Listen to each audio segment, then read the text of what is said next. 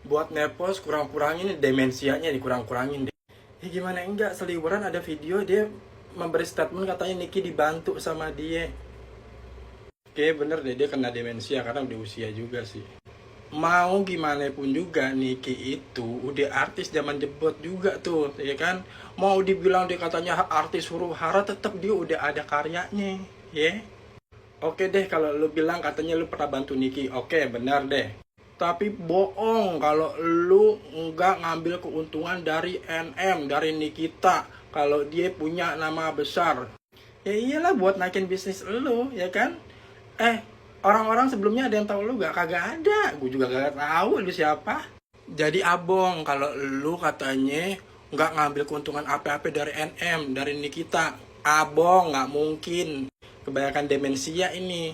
Kayaknya emang lu cocok berdua itu sama temen lu itu ular, ya kan? Krim malam sama krim siang. Cakep bener mukanya Ami Nikita Mirzani. Akhirnya kita semua bisa ngelihat keadaan Ami gimana di dalam, makin cantik. No, buat lu pada yang pada kangen tuh sama Ami tuh.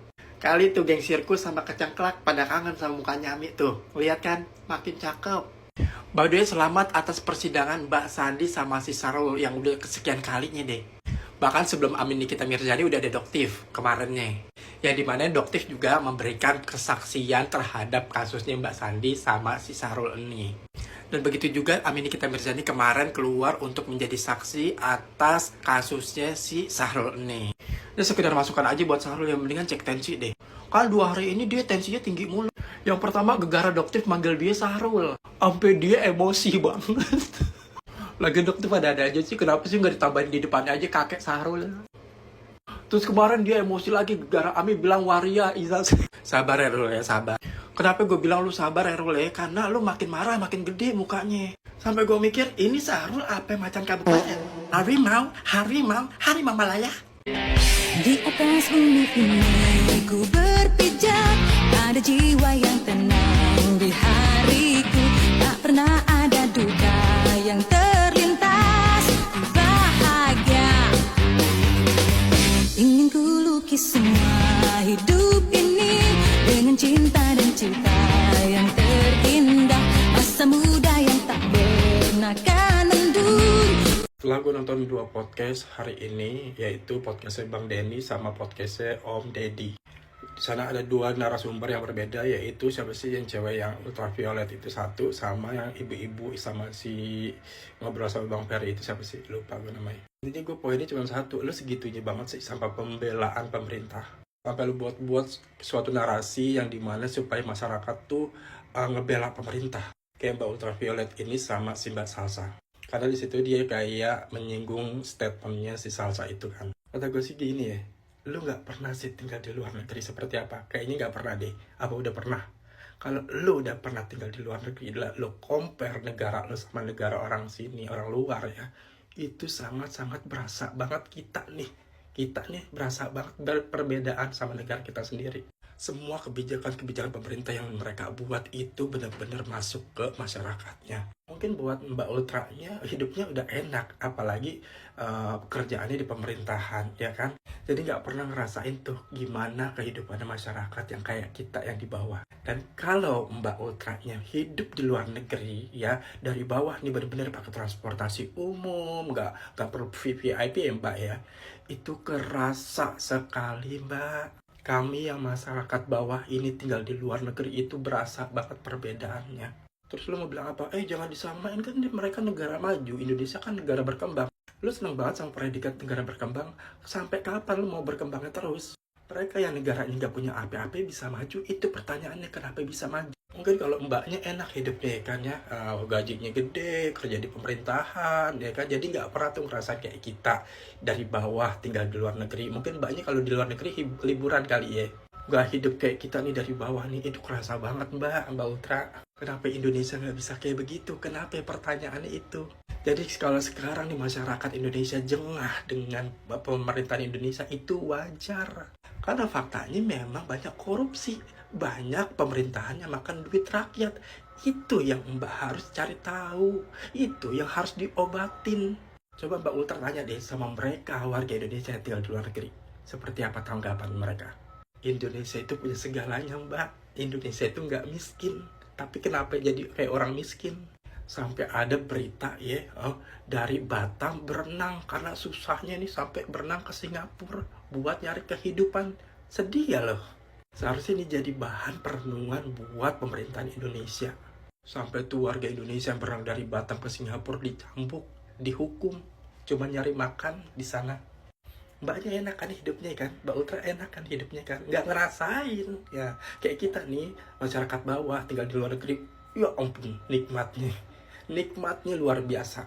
Bahkan ada salah satu pemerintahan yang bilang kalau kalian tinggal di luar negeri itu jadi orang nomor 2. Persetan dengan itu yang pastinya kita nikmatin apa yang kita bayarin pajak itu balik lagi ke kita, bukan dimakan sama lu pada. Jadi kata gue mah lu gak usah bahas-bahas tentang kredibilitas lu yang lu menangani terorisme apalah ya, katanya banyak menunggangi ini demo ini. Udah gak usah bahas itu. Masyarakat memang udah pegel. Baru sampai di Melbourne udah dapat kabar Amin Nikita Mirzani, congratulations, akhirnya Laura pulang ke pangkuan bunda. Tinggal tunggu rilis. Si Pudel pakai baju oranye. Tapi gue heran loh ya sama si Nepos. Dia kalau di IG-nya itu di story selalu bilang sabar ya Neti, sabar Neti, sabar Neti. Neti yang mana sih Nepos? Ada yang dukung elu. Baru tuh diklaksoni sama ibu-ibu tuh depan kantor lo, bukan tuh. Bayar utang. Dok, kenapa? Ini pertanyaan saya, kenapa dokter tidak mau lepas topeng? Ya ini kan keinginan saya mau memakai topeng sebagai identitas. Ya kenapa, maksud saya kenapa harus pakai topeng? Lu diem nggak?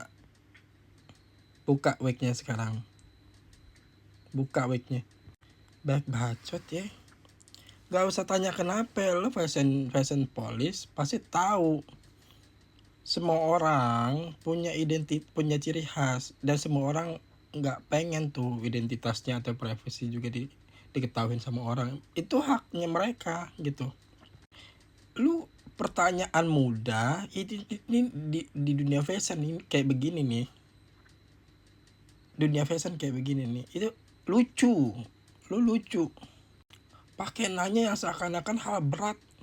Pusing gue. Udah deh, pusing deh kalau lu orang fashion ya. Lu akan tahu jawabannya apa. Fashion tuh banyak banget deh sebagai ciri khas identitasnya dia ya, biar dikenal. Ada juga yang kayak begitu, ada juga ya orang nggak mau semua privasi mau diketahuin sama halayak masyarakat gitu. Udah buka. Clara, lu mah ada aja. Masa nikah baru 52 hari lu udah mau cerai? Ya Allah, Clara, lu ini nikah baru 52 hari masa udah mau cerai gara-gara laki lu cuma nonton Dracin. Ya Allah, Clara, laki lu masih beruntung nontonnya Dracin. Jangan kayak gue nonton di India pengennya jadi Sri Devi. Terus lu juga masih beruntung laki lu sukanya nonton Dracin. Kalau sukanya main judul gimana? Mending WD. Kalau kegures tuh duit gimana? Lu juga masih beruntung dia nonton Dracin, masih dipegang tangan. Banyak tuh laki-laki, banyak tuh suami ya yang udah kegilaan Mobile Legend gak ditengok tuh bininya, yang ada double kill, triple kill. Nah kalau kayak gitu lu double kill deh sekalian. Nih kayak gini nih, triple fungsional nih ya. Gue pakai Vaseline ini ya, selain bibir gue buat yang kering-keringnya kan, ini juga ya kan meronain bibir gue, ditambah ini juga ngelembapin. Pokoknya pakai ini lah sampai busuk nih kan. Ngeliat Sweety seliweran artis Hollywood kayak Kendall Jenner gitu, kayak artis Hollywood deh pokoknya deh.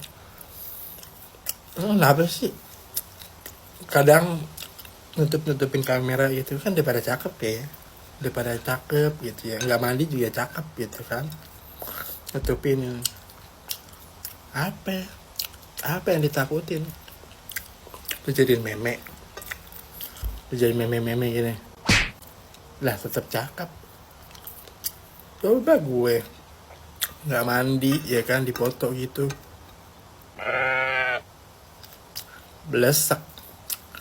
Dia mah udah cakep dari sono ya, kenapa takut gitu ya, nutupin. Kalau gue tuh baru. Sampai di sini udah ngeliat ada pengerusakan kamera wartawan setelah persidangan. Nah, jadi diduga nih ya guys ya, ada penyusup yang masuk di tengah-tengah kerumunan wartawan yang sedang lagi mewawancarai Nikita Mirzani. Dan kalau di video tersebut tuh kayaknya chaos banget ini orang ya kan, bener-bener untungnya wartawan sergap. Karena ini orang juga udah merusaki kamera wartawan yang gilanya. Nah, pertanyaannya ini orang siapa? Kok ini orang berusaha untuk merusak situasi pada saat itu? Seakan-akan nih orang mau membungkam saat Nikita Mirzani mau buka suara pada saat wawancara tersebut. Nah, ini menurut gue nggak mungkin tiba-tiba orang di luar tiba-tiba datang gitu kan untuk merusuhin suatu acara atau situasi tersebut. Kayaknya nggak mungkin gitu. Sampai akhirnya gue ngeduga ini apa ya, jangan-jangan ada yang nyuruh. Dan kalau emang benar ini orang disuruh sama seseorang, wah kalau emang benar ini disuruh sama seseorang, wah gila sih kalau gue pikir ya. Mereka memang menyeting semuanya dengan segala cara. Dan gak mungkin juga LM untuk menyeting situasi kayak begini, ngapain orang dia mau buka suara. Siapa lagi kalau bukan tim sebelah untuk nyeting kayak beginian mah. Tapi kalau menurut gue sih ya, ini menurut gue ya, dugaan gue aja, kalau menurut gue sih ini kayaknya bukan nepos, tapi bintang-bintang kejora ini nyetingnya nih. Ya intinya kaum mereka deh nyeting kayak beginian. Jadi jelas ya, mereka itu benar-benar mafia sebenarnya. Tapi gue sanksi aja kalau lu orang tuh bawa ke kepolelaan, pasti juga nggak ditanganin. Kan settingan bintang kejora. Siapa di sini udah tahu kalau di kasus Nikita Mirzani di sini nih ada Markus senior sama junior. Oh, kok bisa? Kalau dilihat dari pergunjingan kasus Nikita Mirzani ini ya, ada beberapa orang yang menyatakan kalau ada Markusnya di sini. Kok bisa? Iya, si junior sama si senior. Bahkan ada beberapa nama nih ya yang katanya Markus nih. Ya salah satunya ya Kecengklak. Ya kalau itu mau udah kelihatan bener emang iya.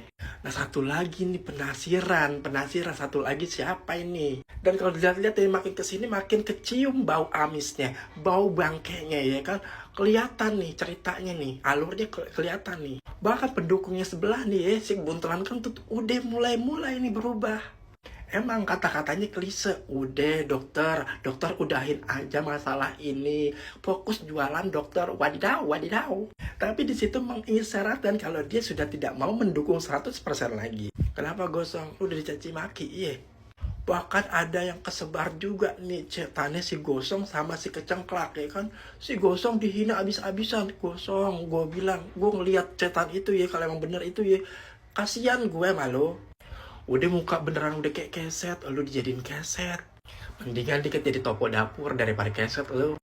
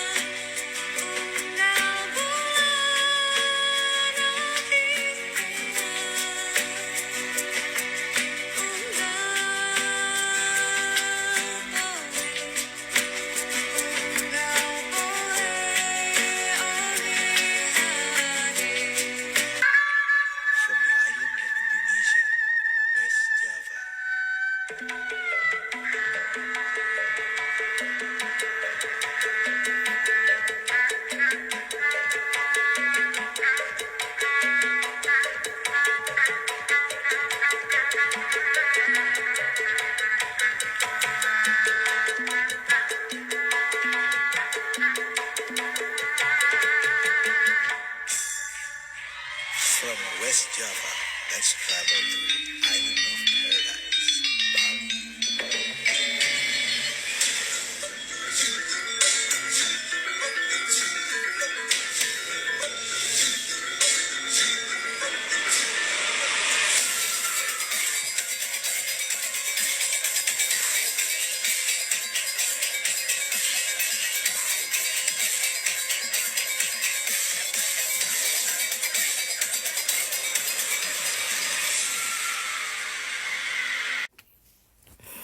Aku ngeliat lagi video Arasta pas joget itu, aku sedih banget, aku bangga sama Arasta.